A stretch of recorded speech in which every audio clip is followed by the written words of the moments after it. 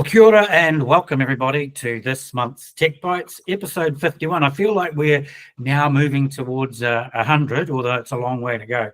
And it's my real privilege and pleasure today to be speaking for the first time. I don't think we've had Mark on Tech Bytes before, but welcome, Mark. Great to see you. Great. Yeah. Look, I know that you'll be pretty well known to many people listening here, but rather than me introducing you, why don't you give a bit of an introduction to yourself, where you came from, what it was like growing up, and then what you do now and where you're based. Sure. Well, again, thanks for having me, Craig. So I'm Mark Aue. I'm the Chief Executive for Chorus. We are New Zealand's largest fibre network provider and dual-listed entity, both New Zealand and Australian stock exchanges. My hometown's the mighty Whanganui. I had growing up, I'd say, a simple but happy life, only child, but lots of friends and most of the time spent outdoors back when the internet and gaming platforms weren't even a thing. I'm now based in Auckland, in Tamaki Makaurau, but I've been fortunate, I would say, very fortunate to be able to travel during my career and have had now, over 20 years working in the telco industry, both here in New Zealand, Asia and the UK, primarily in mobile sector and converged telco businesses before jumping into the amazing world of fibre with Chorus just over 2 years ago. Cool. I actually drove through Whanganui yesterday coming from New Plymouth, and I noticed that the bridge over the river on State Highway 3 is no longer a motorway, because it did used to be called a motorway, and it was one of the shortest pieces of road in the world, which was a motorway. Anyway, look, we're in our... You know what? You get the reason behind that is you get more funding for a motorway. See, my grandfather... It was the shortest motorway in the world. Yeah, my grandfather told me it was the longest until we went on it, yeah. So we're in our second quarter of the year for two hands anyway. I mean, the quarters work out a little bit different depending on what your financial year. Our theme is all around the responsible use in AI, but I wanted to talk to you about something that's really just as important, and certainly talking to parliamentarians last night around AI connectivity reared its head once again. You run a company which has as its DNA, like us, the desire to help get people connected. So tell us a little bit about how you got into that industry and what it's done for you along the way. Yeah, as I say, I've been in the industry for over 20 years now. Funnily enough, it started as a 6-week management consulting project with Vodafone New Zealand that's now turned into a multi-decade career. So shows you small decisions at times can have a pretty lasting effect. Look, I'd say I love this industry and truly how connectivity shapes both current and future generations, and generally for the better. It's a dynamic industry, and technology is always changing. And as you say, you call out AI, but just look at the rapid evolution that's changing almost on a weekly basis, and you can only imagine what that's going to be like in a few short years. From a Chorus perspective and thinking, how does this show up in the industry? I've helped establish our purpose statement, which is about unleashing potential through connectivity and enabling better futures for Aotearoa. So again, we're very aware of the intergenerational role that we play, and part of that's clearly through connectivity, but more broadly, it's also about how we enable better futures for our people in our country. Well, we bat above our weight in many ways as a country in Aotearoa, and my conversations within the international groups that I deal with, New Zealand's looked at as being an outstanding example of fibre deployment.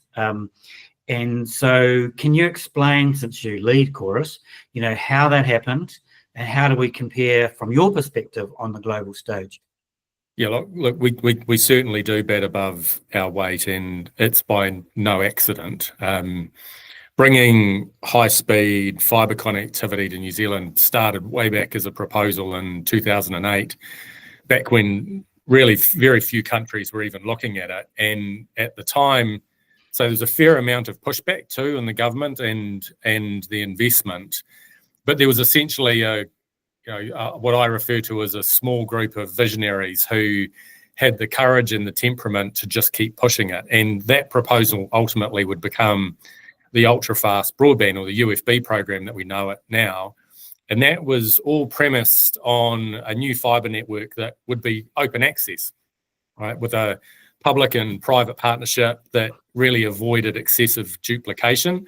And that's quite a different model than what you've seen either before or since actually show up in many other countries. So today, if we think about where New Zealand is, fibre passes 87% of New Zealanders and premises, and of which 72% of those homes and businesses are now connected to fibre. So that puts us in the top tier globally.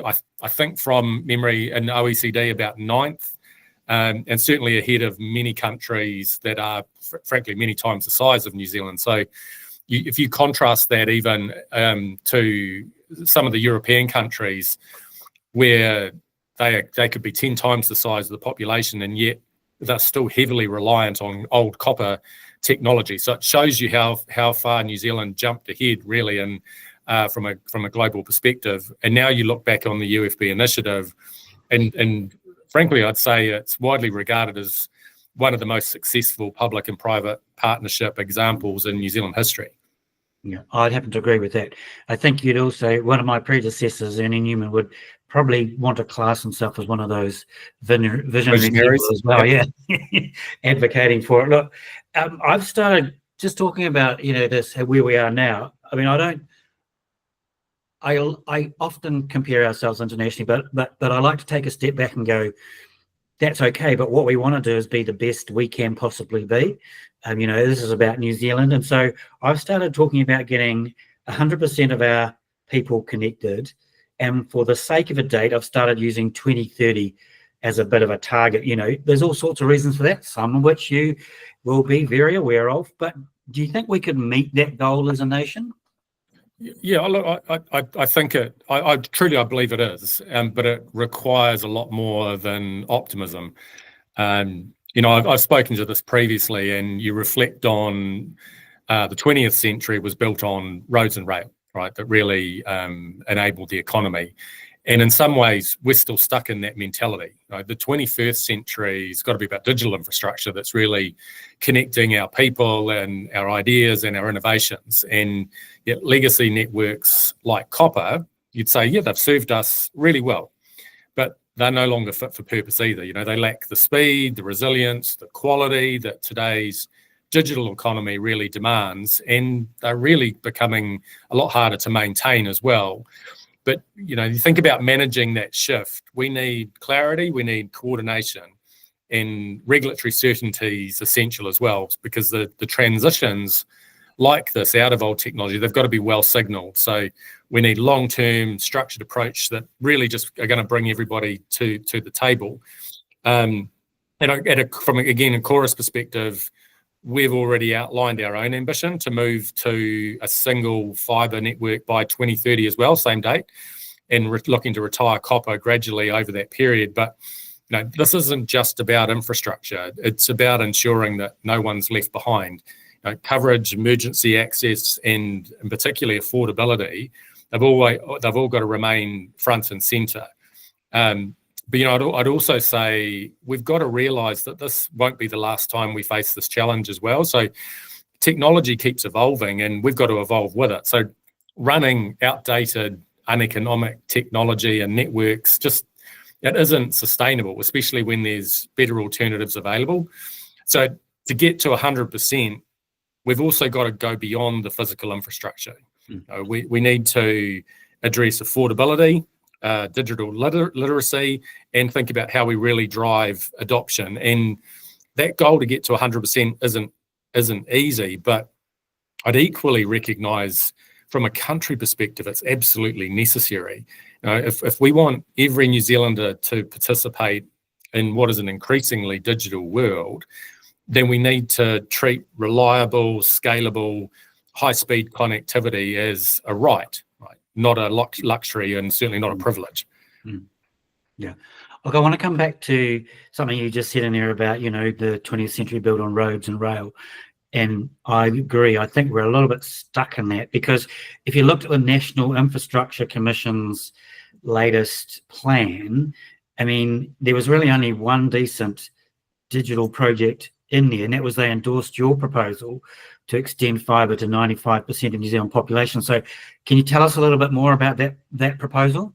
Yeah, look, I mean, it was really positive, and the endorsement's a major milestone, not just for Chorus, but for New Zealand's digital future. And it signals a shift in thinking that digital infrastructure is now being recognised as essential. And that's exactly how it should be. And in today's economy, as we say, connectivity shouldn't be that luxury. It's foundational to everything we do.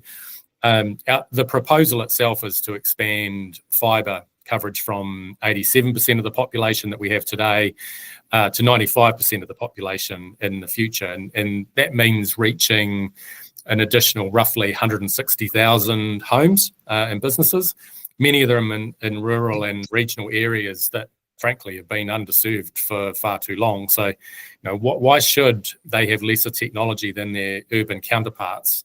And these are communities where fibre can make a real difference. Think about, because it's not about Netflix, right? This is think about enabling telehealth and remote working and digital education and precision agriculture as examples, and they all fuel these new businesses and industries. So fibre becomes that real enabler for the economy. And, again, I think about the economy itself. The economic case in the proposal is clear as well. Getting to 95% of the population could unlock another $17 billion in productivity and economic gains over the next decade. And that comes at a cost that we've estimated at less than $3 billion. So, think about a return on that investment, that's 6 to 1. And that's significantly higher than many traditional infrastructure projects. And the other great thing we think about the world that we live in at the moment, this expansion also supports broader sustainability goals. Think climate resilience, think about digital equity and economic transformation. The challenge, I suppose, is the Commission's endorsement. While it's great to have, it's independent of any government funding decision. So we know that the benefits of network expansion are going to be realised in the communities where fibre reaches, and that's great.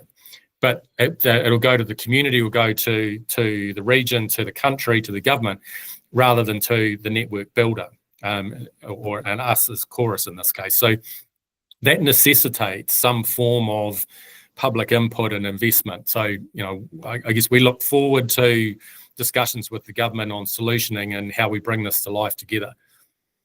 Yeah, really, really good points. Really good points.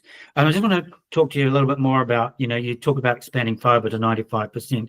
So it would appear to be that, look, surely fibre is not going to be the answer to all our connectivity needs. So how do you see the other technologies playing part of it, and how they'll develop over the next few years? I suppose I'm asking you as a technologist looking into the future as well. Yeah. Yeah, and it does continue to evolve so rapidly, right? But I guess we look at fibre today, and I say this in an unbiased way as well too. Fibre is the gold standard. It's technologically superior in, frankly, every way that matters. From a Chorus perspective, again, we plan ahead. We scale our product offerings to meet the demand and usage of our customers. Think about more recently, we had 2 speed boost upgrades, so our 50 and 300 megabit speed plans that have now doubled to 100 and almost doubling to 500. So they're a great example of how innovation's playing a role there and increasing capacity for consumers at no extra cost from our end. But we do know that fibre is not viable everywhere. Where other technologies come in, and there is a market for all of them. So fixed wireless is already playing a big role in semi-rural areas, and so is satellite. The low Earth orbits and examples like Starlink have become a game changer for so many remote communities.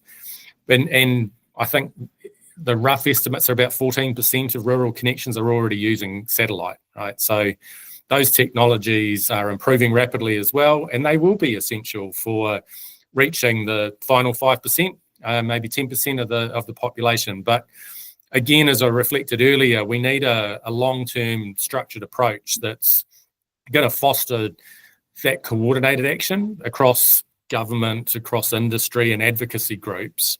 And we need to build a network that works for everyone, not just the easy to reach. and it's got to be scalable, and it's got to be sustainable, and it's got to be future fit for purpose. So we kind of think about it as the future being a hybrid world, right? Fibre where we can, and fix wireless and satellite where we must. Yeah. I mean, we're absolutely agreeing on that as well. That, but what we'd like to see is more competition in that satellite picture as well. And hopefully, he says with his fingers crossed, at least Amazon will come into the market next year. If what I see coming down the track. Hey, look, I want to take you back. I was talking this morning with some of your colleagues and other organisations through the TCF about the 3G shut-off, etc. And we know there are people that aren't connected or will be have less capacity because of issues around that affordability, around that knowledge and that general need. Got any thoughts about just how we can do something together in that space about moving that dial? I think that's the key, Craig. It's doing something together. It's frankly one of the most important challenges we face. There's roughly, depending on which statistics you look at, 20% of New Zealanders that are digitally excluded, and that's not just about the infrastructure, right? It's about affordability, it's a lack of digital skills, or simply where they're just not seeing the value. The Commerce Commission's recent telecommunications monitoring report, that's highlighting over 200,000 homes still lack a fixed broadband connection, and affordability and digital literacy have been cited as key barriers as well. And we think about this as we retire copper, that we're making sure that no one's left behind, right? And that means working with partners, so that together element and coming together to offer affordable fibre plans, and ensuring too that people understand the benefits of upgrading from legacy services. And it is really difficult to make headway in this space. So we've been trying for a while, and look, frankly, we're just getting on with it ourselves. We've tried to work through with the government as well around funding.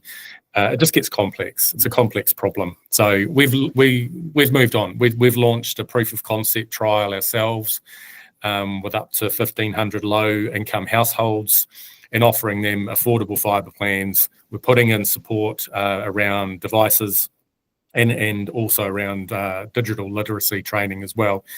And in this case, we've partnered with Kaingora and also Katoa Connect as well, who we've worked with previously, as well as some other local fibre companies to make this happen. And look, the results are encouraging, and there's a real desire to drive change, but to scale it, we need a national approach. Again, we need the government, we need industry work groups, we need community work groups and advocacy groups really working together. Because, like I said earlier, having access to a digital infrastructure isn't about streaming Netflix. These are in regional and rural areas where accessing core services are becoming increasingly difficult, right? Infrastructure's been taken away rather than put in, around healthcare and education. And we have to change that. Inclusion has got to be a priority, and particularly into core services. And fibre plays a key role in doing that. Yeah, I mean, we worked together as two hands and some of your staff with DECA on affordability questions, and did some work on it a couple of years ago. But it did really hit hard ears, and I think it's got harder in that space. And plus, perhaps because of the way the economy is going, but I do think I sit with you about, we just need to get on and do some of this stuff. We have to show it can be done. We have to show what it means, and that equity is not actually a dirty word. So, we have to work on what it means. And I suppose, my question is, how are we going to amplify that importance of equity? Yeah, look, I mean, the need for it, as I say, from a digital equity perspective, has never been greater.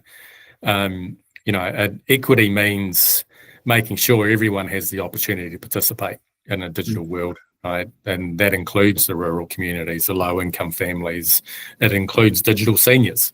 It includes people with disabilities, right? And they're often the key groups that are excluded, and yet are the groups that actually need digital access the most. And again, it's not about this just doing the right thing. This is smart economics too, right? This is more connected people means a more productive, more innovative, and more prosperous country, right? Bottom line. Yeah. I think to your point on amplifying the message, I think we've got to reframe equity as that shared responsibility.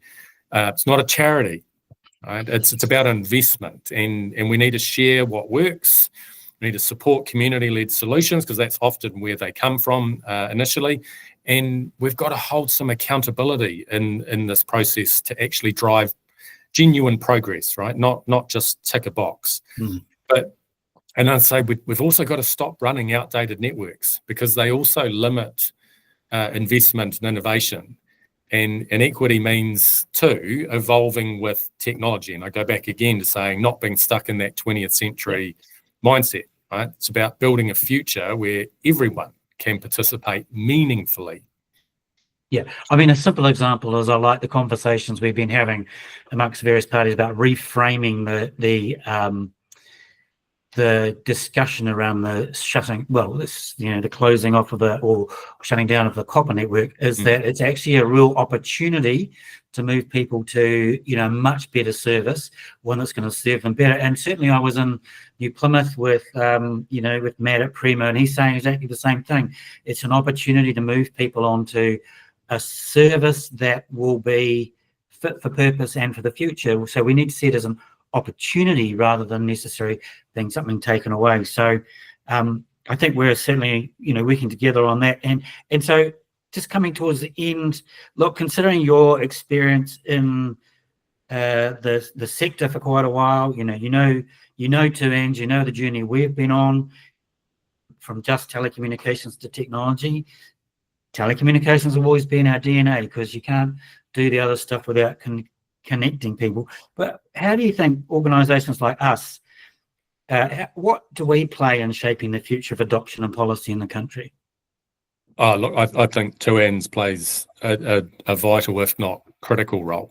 You're a trusted, independent voice, that connector that brings together users, providers, policymakers, and you're doing it in a world where technology and offshoots of it, like AI, are evolving faster than they've ever done, right? And so having that independent voice creates a role from a leadership perspective, I'd say, for the industry.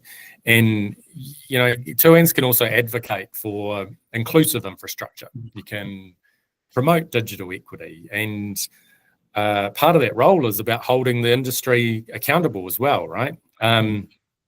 And I think as a third point, I'd say probably also help demystify technology for everyday users. So making sure that people understand not just what's available, but how to use it meaningfully, right? And you just reflect on your point, being down in New Plymouth. You've got to really think about the future. Frankly, I don't know. We're not building digital infrastructure for today, right? We're actually building digital infrastructure for many years.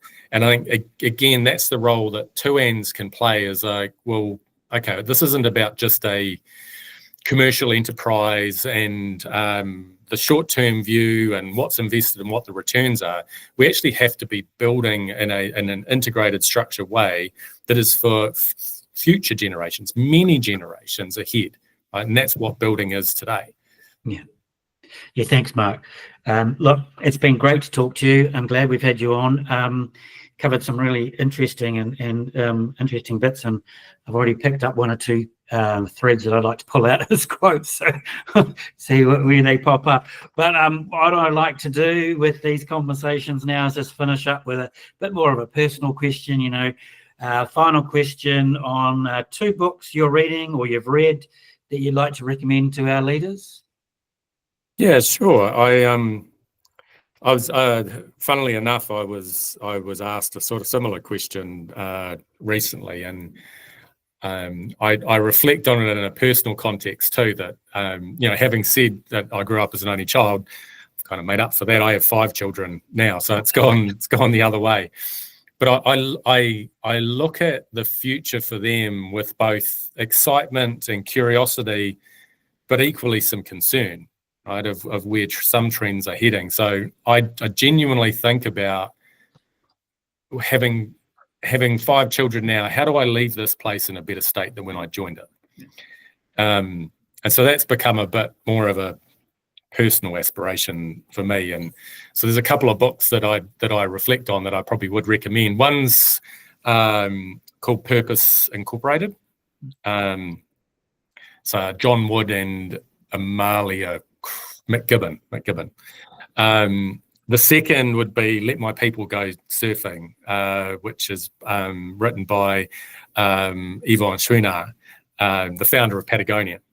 And both of these books look at how being a truly purpose-led organisation plays quite a fundamental role in empowering and improving people's lives, and not just your own employees, but more broadly. And again, back to how you can drive genuine positive societal outcomes that are really substantive change. So both great reads. Thank you, Mark. Look, it's been, as I said, real pleasure and really enjoyable experience having a chat to you.